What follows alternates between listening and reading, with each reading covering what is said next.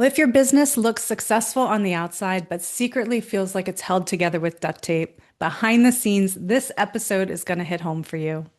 Today, I'm joined with Stephanie Omotosho, certified AI consultant and founder of The Modern Ad, who's redefining what scaling sustainably actually looks like for those high achieving entrepreneurs. She's the go to strategist for service providers who are ready to grow without burning out, blending AI, automation, and ads into a back end engine that runs whether you're launching a program or making school lunches. From sleep coaches to $10 million B2B companies, she's seen the chaos behind the curtains, and she's here to show you how to fix it without slowing down. If you've been craving real talk about sustainable scale, stay right where you are. This is the episode you didn't know you needed. I'm Julie Baranick, and this is the Seven Figure Builder Show. And welcome to the show, Stephanie. Thank you so much, Julie. I'm really excited to be here. Thanks for having me. Yeah, absolutely. Absolutely. So we're just going to dive on in, but tell me a little bit about how do you help high performing entrepreneurs shift from those duct tape systems to automated growth without slowing things down? Yeah, it's a great question, and it's something that pretty much all of my clients that come to me are struggling with because they've typically hit some form of success. They've gotten past that first six-figure mark, but for some reason can't seem to break away from that and go past that. And a lot of the time when I talk to my clients and prospective clients, the issue is really that they haven't quite realized that what it took to get them where they are right now is not what it's going to take to get them to the next level. So doing the same things that gets you to six figures, that's not what's going to get you to scale. That's not what's going to get you to grow. So I typically start with an audit of their entire business and, figure out where the pain points are. What are the things and the areas that are really feeling like bottlenecks, chokeholds in their business, so that we can start to make a plan for how to relieve some of the pressure around some of those points. And nine times out of 10, it's because they don't have a lot of automations in the back end and they don't have a lot of systems.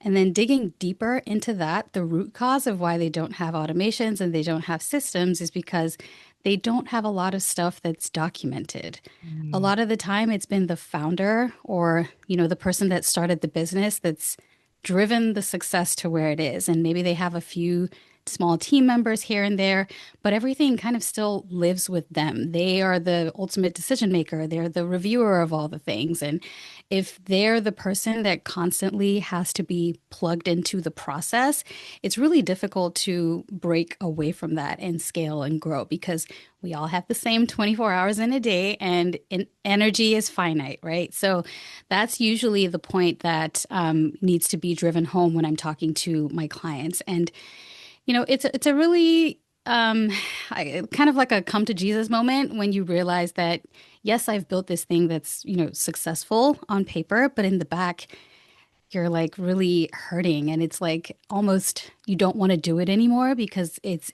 so time consuming, so energy consuming, and it just like feels so heavy to continue doing those same things for much longer. And so I really help with first shining the light on that big pain point and then starting to make a plan for getting the information out of their heads so that we can start putting some of those automations and systems in place that will then relieve some of that pressure. That's usually where I start.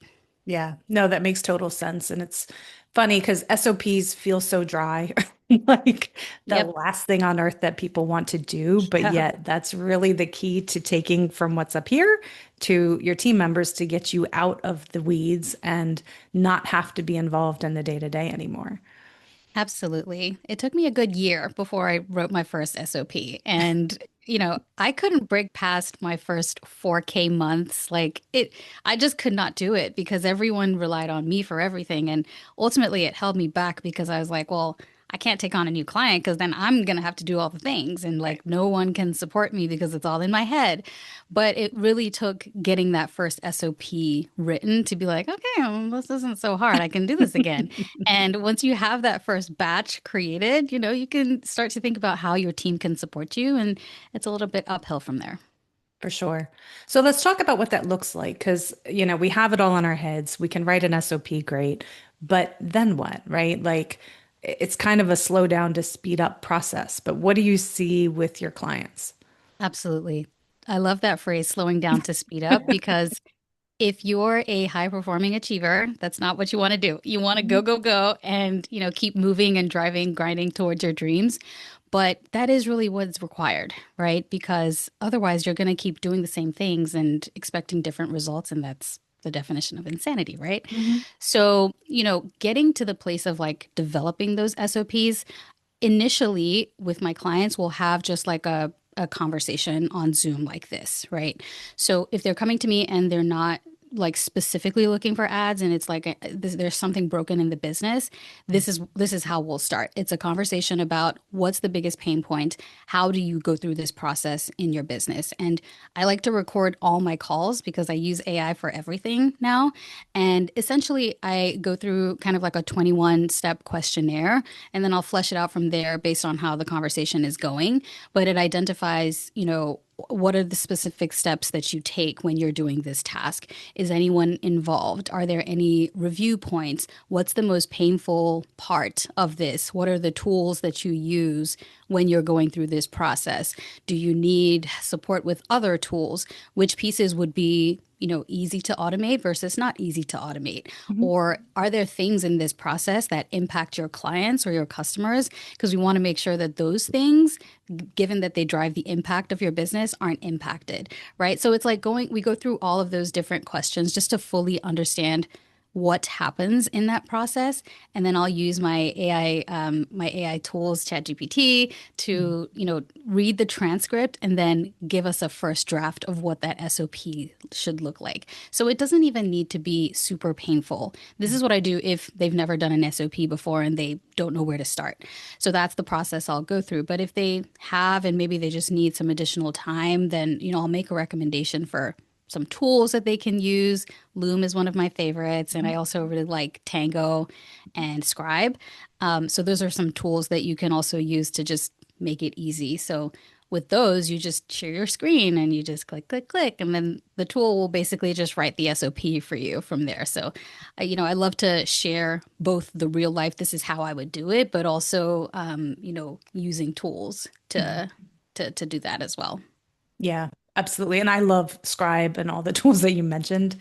I want to dig into that a little bit more though. So I think I do a very similar process to what you do, where like I record the call, I record myself talking, whatever it is, if I need to give just a brain dump or get a brain dump from my team, and then take the transcript, plug it into AI, Chat GPT.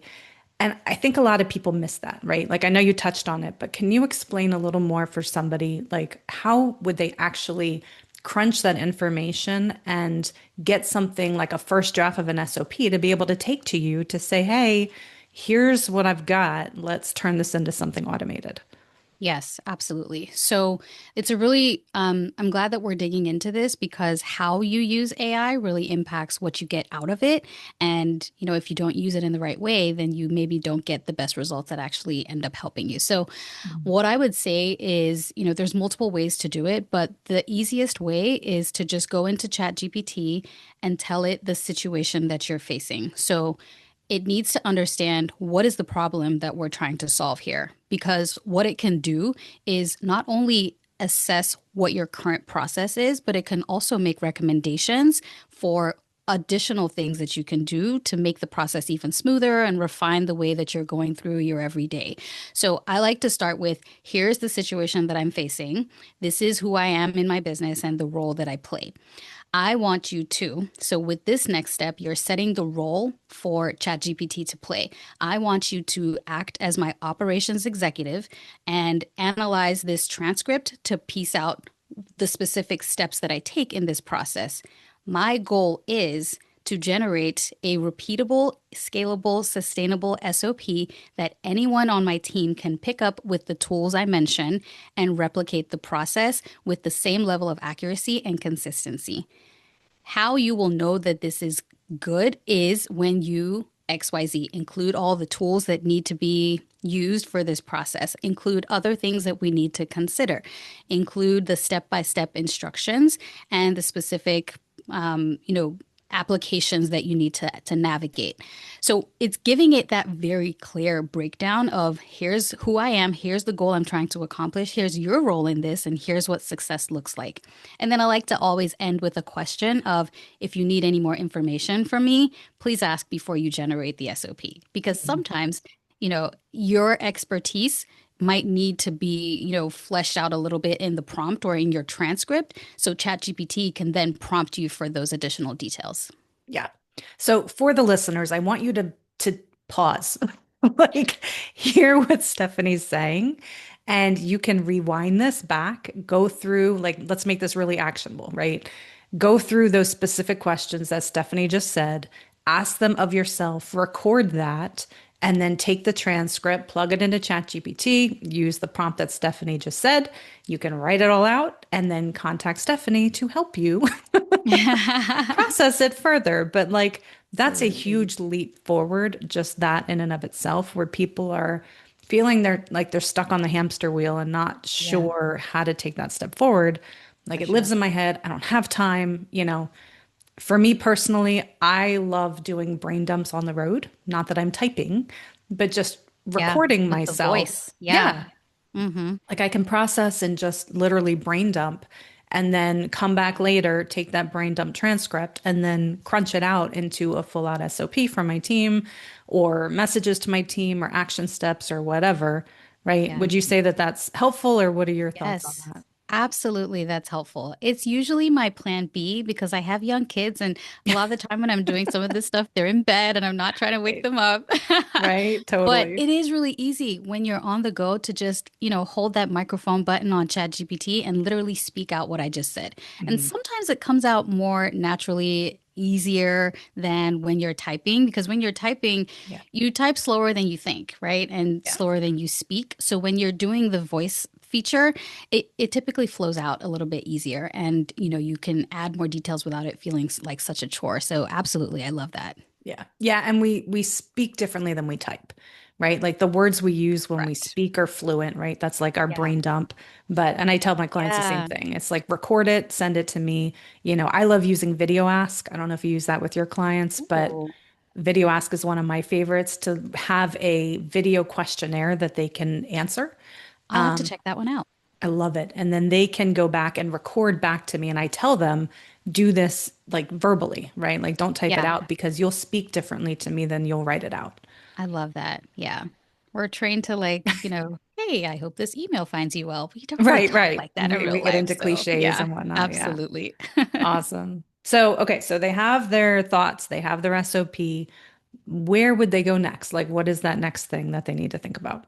Yeah. So you've got your SOP. It depends on the stage that you're at. Like if you're feeling comfortable with AI or like you want to start to automate some things or save even more time with your business, then that might change what you do next. So if you have a team member and your immediate goal is to just have your team member support you and you're not really looking to jump into AI yet, but I encourage you to, then you can just have a meeting with your SOP or record a quick Loom video and say, here's an SOP I created, read it, analyze it, ask me any questions that you have. I want you to own this task and it will be factored into your KPIs. So let me know if you have questions and we can adjust as we need to go on. And you hand it off to that person. And that's it. You're pretty much taking something off of your plate that you no longer have to do. But what I would recommend is that you actually think about a way to use this SOP on an ongoing basis with what I like to call an AI assistant. So you may have heard of this if you're familiar with AI.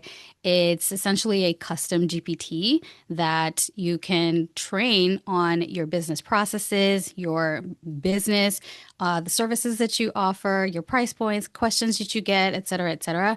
But in this case, let's say we're doing an SOP for how to create a course curriculum, and you've written all of that stuff out, and you want your VA to be able to help you with generating course outlines and transcripts and the PDFs that are going to go inside of each of the lesson materials.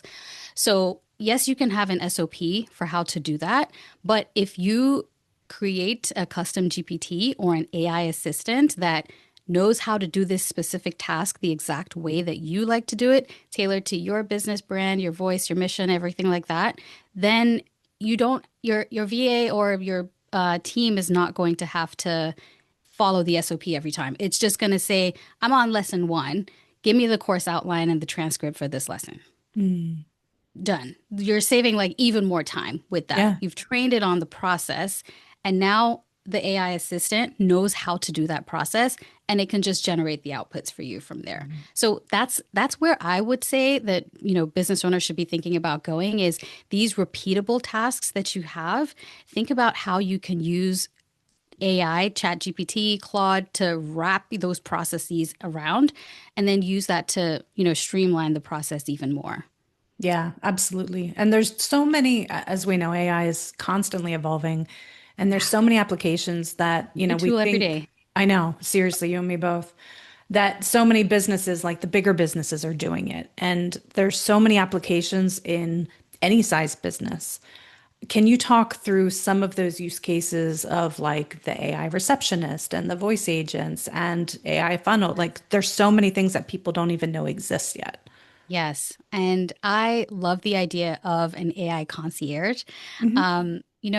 If you were a brick and mortar store and you were selling physical goods and you had a store that people had to walk in to, shop and buy your products, you would have someone in the store, right? Ready and waiting to help and answer any questions that they might have, show them around and tell them, why your products are so great. But when you're in the online space, it's hard to think about how you do that unless someone has actually taken the step to work with you and can like be more specific with the questions that they have for you. So with this AI concierge, one of the best use cases that I have for it is like just think of a chatbot that you put on your website, right? Um, yes, you can have a chatbot that someone sits behind the screen and actively responds and answers the questions to. But then that person ultimately needs to go to bed, right? At some point, they have to log off and maybe they get sick or, they've answered the same question every single time. And now they're getting a little bit annoyed that they're having to answer this same question for the 57th time. So humans are going to be humans, but you can actually put AI in that position of being your AI concierge on your website. So it's functions just like a chatbot, but instead of having a human being behind it that is interacting with your prospective customers and answering questions, it's AI. And the way this works is you can use High Level. So the platform that I use for my business is High Level, and that has a built-in AI chatbot functionality that integrates very well with your website. So you would train it on your entire business, your price points, the services that you offer, your hours if you have specific hours, and you can give it a specific goal that you want it to accomplish. So I have one on my website. If you want to see what this looks like, just go to themodernad.com and mess around with my chatbot. It doesn't. Yeah, I don't care. But you go to that to sorry, let me go back. So you'd have to train it on all of your business information so that it knows how to interact with people, so that it can speak in the voice and the tone that you like, and with the style that you like about the products that you want it to promote. And what I do with mine is ultimately because I'm a service-based business, I'm looking for people to book a call with me if they're interested in working with me. And since I use High Level, which is where my calendar lives, that is integrated with my Google Calendar, my chatbot has my entire calendar availability. So if someone is on my website and interacting with my chatbot and they've asked questions, they're kind of getting, the idea of what we do and how we can help, my chatbot will say, would you like to book a call? And if you say yes, it will tell you this is the list of availability that Stephanie has for this week and next week. Which one do you want? And if the prospective customer says, I want Wednesday, November 11th, then it will book that appointment. And then all of my other automations in the back end kick off right away. And just like that, I've captured a new lead. So that's one of my favorites. Yeah. That's awesome. Yeah. Yeah. Like I said, I don't think a lot of people even know that technology exists and like is at their fingertips today. Yeah. And you mentioned voice agents. I also love this one because sometimes people don't want to sit and chat. Like maybe you're on the go, like you mentioned, right? And I have a phone number that's on my website. If you call in, my chatbot can also function with a voice. So it will have a human like conversation with someone that calls my business phone number and do the same thing. Answer questions, tell them about my business, tell them how I can help, and make them just, help them know if it's a good fit, if we can actually help them with their specific problem. Why? Because I've trained it on all the things that I do, all the things that I can help with, and how to know if this is a good fit for, someone that it's interacting with. So it's beautiful. I love it. The last one that we don't talk about a lot is not just front facing. So this is actually front facing, but it's front facing in a different way. It lives only on very specific pages. So let's say, with the concept of a landing page or a funnel where it's not linked to any website, its sole purpose is to give information about that one thing, that one product or service that you're promoting. And maybe I don't want my general chatbot to be on there because it's not like super trained on my exact curriculum. Maybe it's not, maybe it's, it has a different goal. Right. Its one objective is to book a call, but I can have a separate dedicated chatbot that is, solely created to guide people down the path of purchasing my thing that's on that page. And, a lot of people don't know that you can do that. And I've worked with people who have used this in their course pages and have seen up to a 45% increase in conversion rates Nice. just because that chatbot was on there answering their questions and helping them decide, is this right for me? Do I do this later? Do I do this now? What kind of results can I expect? All of that stuff is packaged in that chatbot and ultimately helps people make the right choice. So I love AI for those three use cases. Absolutely. Yeah, absolutely. And I'm thinking, as listeners are hearing this, they might think that it's time consuming to train, right? We think training these chatbots of training a human, I've got to invest weeks and months into get this thing, how I want it in my voice and right. How does that work and how can you help speed that up for them? Yes, I love that question. I think the best way to think about this is think about how you would train a real human being that has never done this job before. Hmm. If I'm bringing somebody into my business for the first time, we're going to need to have meetings and, training sessions, or maybe I've pre-recorded my curriculum, but they still have to spend the time to go through all of that material. And, I've worked places where in corporate where they say it takes up to 18 months to feel like you're fully versed Yeah. in everything that goes on in this company. It takes time to Yeah. train a human being. So training a human assistant is the same way you're going to need to train an AI assistant. The difference is in the length of time it takes, to your point. It doesn't take anywhere near as long. Mhm. But I want to just caveat before I go into how you do it with there's always going to be refinements and adjustments Of that you need to course. make. And that's critical, right? Like it's a It's not a one polished and done. process. Yeah. Yes, exactly. So just like we talked about getting the information out of your head, you need to do that in order to be able to train your AI assistants and ChatGPT on your different use cases. So, if I wanted to create an AI assistant for, let's say, creating content, maybe I want something that can write my emails, then it's going to need to know about my business. It's going to need to know about the services that I offer. Very importantly, it's going to need to know who my ideal client persona is. Like, what does that makeup of person look like? What are they typically worried about? What are their ultimate desires and the transformation that they're looking for? What keeps them up at night? And how do my services help them with accomplishing what they're looking to accomplish?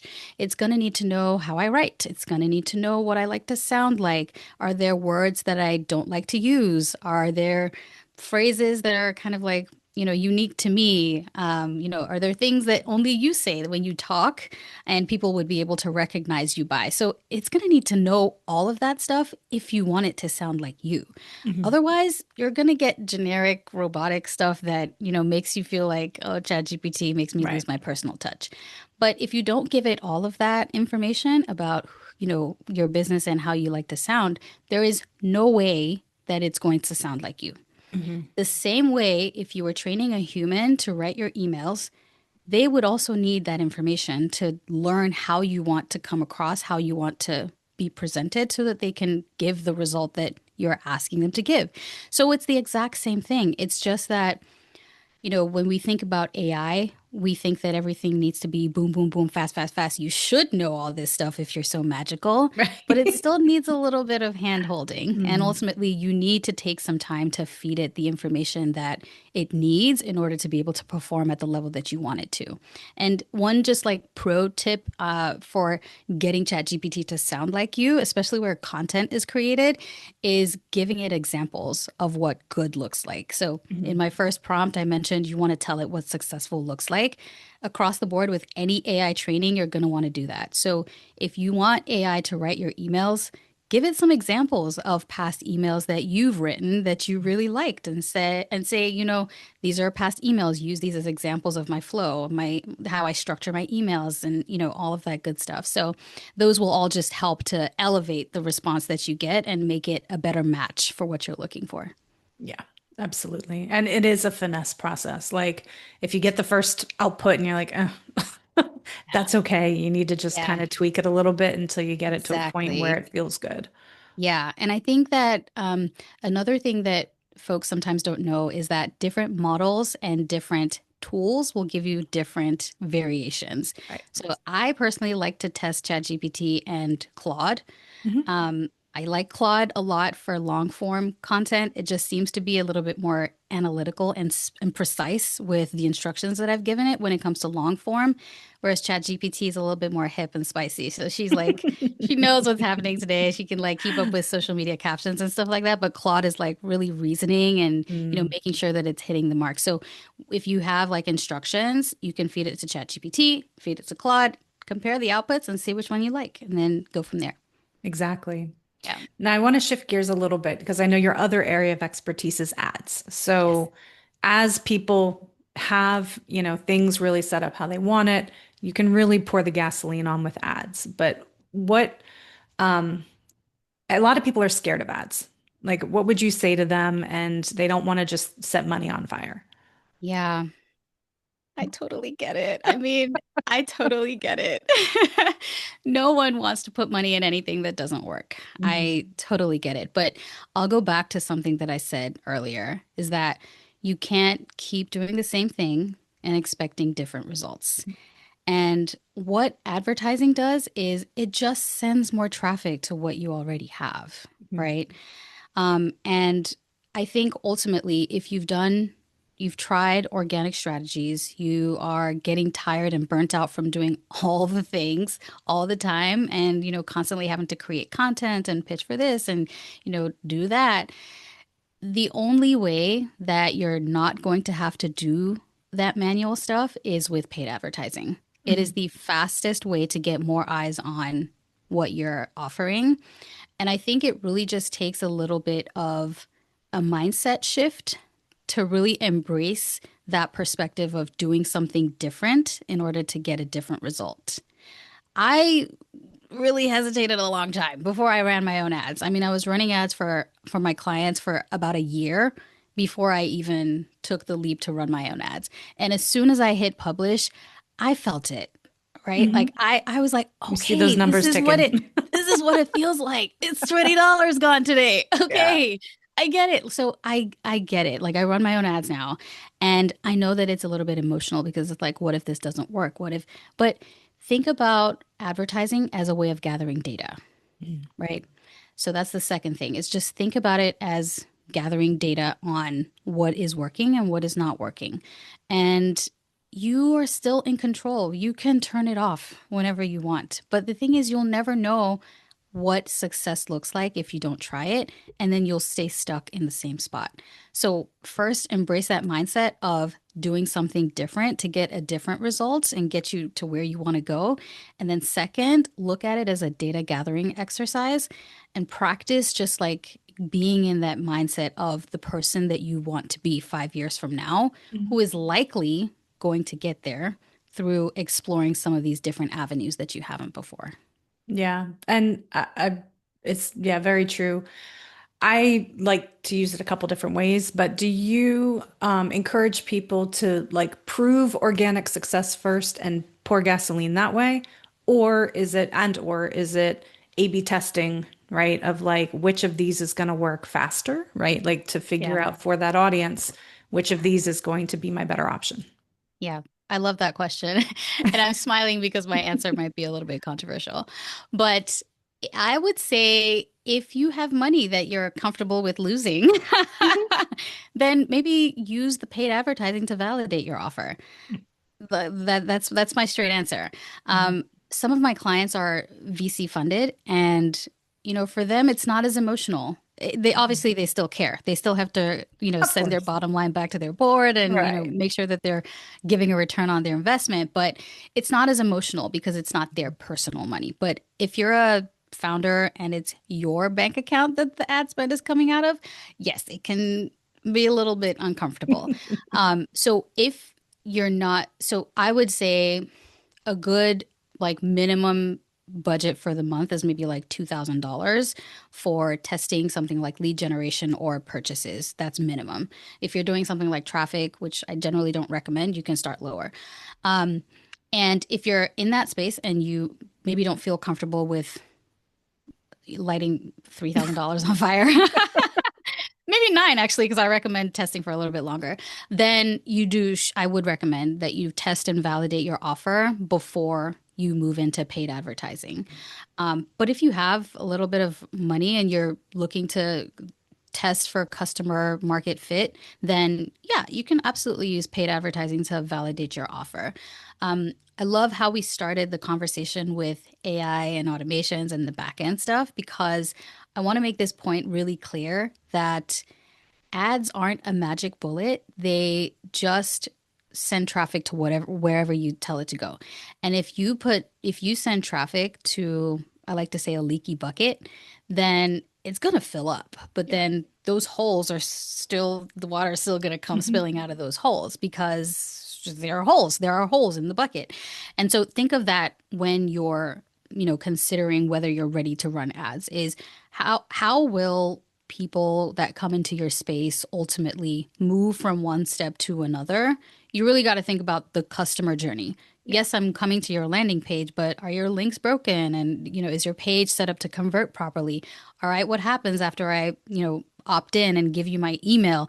Do I get an email right away or do I have to wait for you to get to your computer and manually send me that thing that I asked for? Right? Yeah. Do you have automations that are going to, continue that journey down the end? And then if I happen to just make a purchase, do you have things set up to where I'm still going to, be happy that I made this purchase after because you've delivered this quickly, with no issues. And this is essentially a high ticket white glove service that I'm receiving.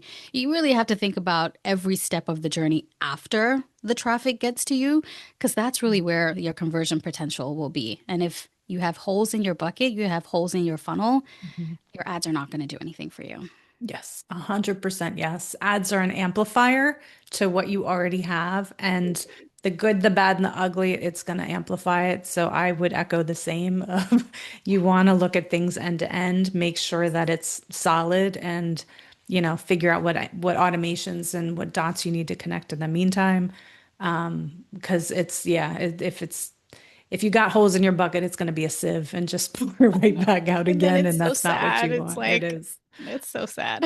Yeah, totally. So to that point, for those people that are like, I'm not sure, what to do here, where can people find you online if they want to work with you? Yeah. So, I would say, because I have two entry points, one for AI, one for ads, but I would say if you're looking to work with me for ads, you can go to themodernad.com/apply.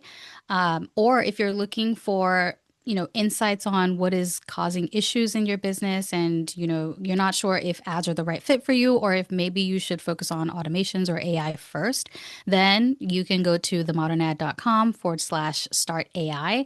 And then we'll basically audit your business, help you pinpoint what that bottleneck is, and then make a recommendation for how you can take it away. That's amazing. And we'll have all those links on the website. And I'm curious, you've accomplished so much in your business. What does Thank you. success look like for you? Thank you so much. That's a great question. I wrote this email yesterday. My son just turned 5, and Oh. We threw him a superhero themed party that he asked for, and it was phenomenal. We had all the Chick-fil-A, all the kids were had a great time. They had it was phenomenal. And I was so present and fully in the moment. Mm, I didn't touch my laptop not one time. And just 6 months ago, I don't think I could have done that. mhm, And it really hit me that I have built something that can run and operate without me.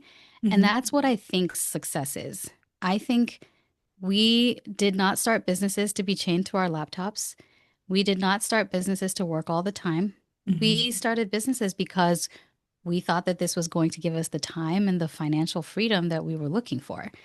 And so, what's the point of having the financial freedom if you don't get to be present at your son's birthday? What's the point if you don't have the time and the space and the freedom to, do whatever it is you want, travel, go out to eat all the time, whatever it is that you want, right? So for me, success is just having a business that supports the life that you want to live and not feeling like you have to work all the time. Yeah, it's so true. I joke with my family like when we're out to eat and I get back in the car and look at my phone and it's like I got paid while we were at Yeah, dinner. cha-ching. That's a That's fabulous nice. thing. Yes. Yes, I love that. My Yeah. favorite type of email. Right, exactly. I say it's my favorite notification other than my family. Yes. Yeah, and also if you had the attention of the whole world for 5 minutes, what would you tell them? I would tell them to really think closely and carefully about how AI can help them in their business. I know that everybody and their mama is talking about AI. I know that it is the buzzword of the year, Hmm. but I think that is because it is so revolutionary and has such potential to change the way that we do everything dramatically. And I know there's speculation about AI is a bubble, da, da, da, da, but I really think this is just like the dot-com Hmm. situation. Yes, there was a little bit of a bubble. It popped, but it didn't go away. And I Right. think even if this is a bubble and it pops, it's not going to go away. AI is here to stay. And I really want people to be thinking more about embracing it and figuring out how it can help them do things faster, easier, more sustainably, and support them in building the life that they want. I know there's people that feel like, you know, AI is going to take jobs, and I get all of that. I absolutely do. But I think it doesn't take away the benefits that it has in store for us. And I just think that there's pros and cons, and to not let the cons outweigh the benefits that it can have on our lives and on our businesses. Yeah, for sure. And it's constant change, right? Is life. Like we need to be Yes. present and solid in who we are 100% and look at ways that we can evolve and change and really see where things take us. Yes, absolutely. Awesome. Well, one more time, give us those links and we'll have them in the show notes too. Yes, absolutely. So if you want to work with me, you want my agency to run your ads, you can go to themodernad.com/apply.